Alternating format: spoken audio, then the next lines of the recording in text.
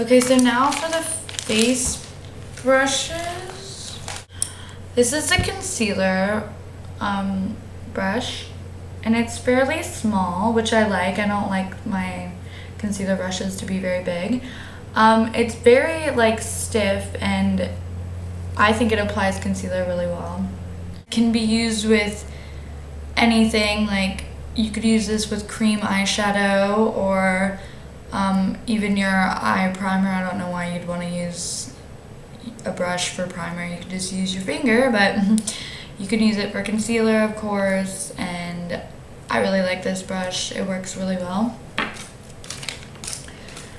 Okay, this brush is really weird. Like, I don't think I like this brush. This is the powder brush.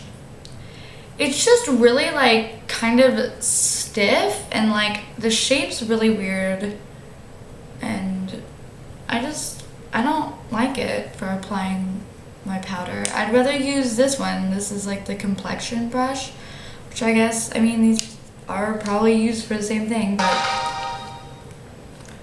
I just like using this one better. But yeah, this is the powder brush. It's really heavy. It's super, super, super dense.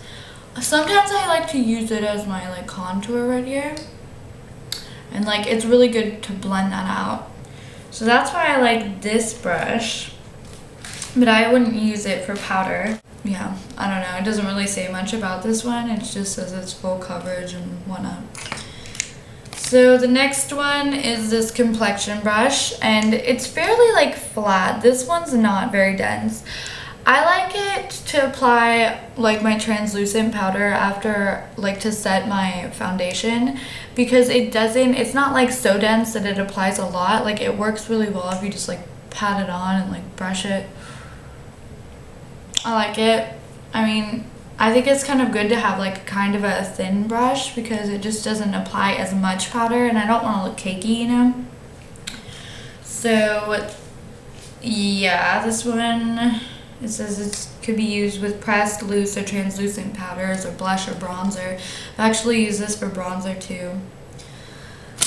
And then I really don't like this brush. This is the angled foundation brush. And I mean, why do you need an angled foundation brush? I mean, I guess to get like, well, I don't know why you'd need an angled foundation brush. But this foundation brush is not good. I don't know what it is, but I don't like it. It does not apply it evenly. It streaks. No bueno. It says it's used to hard to reach places, but I mean, what? You could do that with any, you know? But yeah, ew. I don't like this brush.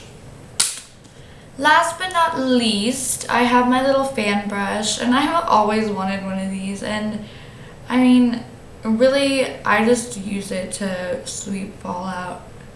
It's really like thin and kind of flimsy, so I don't think it would be very good for blush. I've tried it, but I feel like it doesn't apply enough blush for me to like it like that.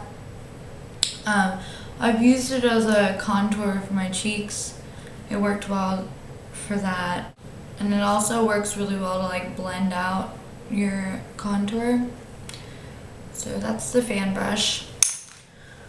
Alrighty, well, I'm sure this video is probably way too long, but yeah, that was just my little review on the e.l.f. Studio brushes. And I mean, I think they're like $3.50 a piece or something, $3 something. I mean, for that price, you don't really expect much, you know, and I think they're worth getting if you can't afford like MAC brushes or whatever. These are like my only brushes really besides my 2 MAC brushes. They work really well. I mean, I like them. I think they're worth the buy. I know a lot of people are against them, but a lot of them are really good brushes and they're worth it. So I hope you guys like my review, and I'll talk to you guys later. Bye.